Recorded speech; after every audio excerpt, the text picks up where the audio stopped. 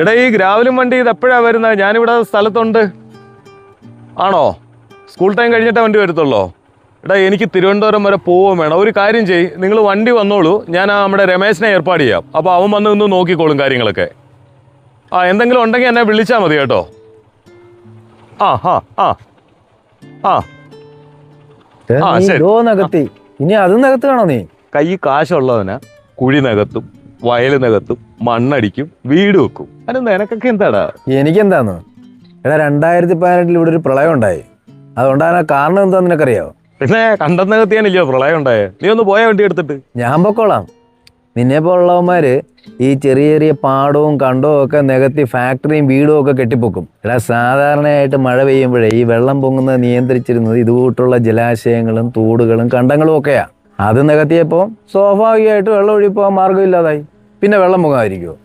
നീ രാവിലെ എവിടെ ഇറങ്ങിയതാ? നീ നിന്റെ പാട്ടിന് പോയടാ ചെറുക്കാ.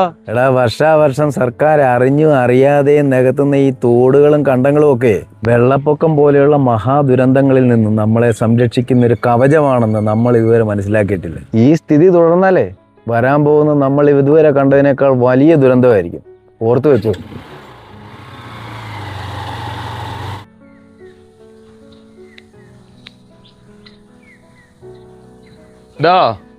നീ ഗ്രാവൽ ഇപ്പൊ കൊണ്ടുവരണ്ട. ഞാൻ എന്റെ വയൽ ഇപ്പൊ നികത്തുന്നില്ല കേട്ടോ.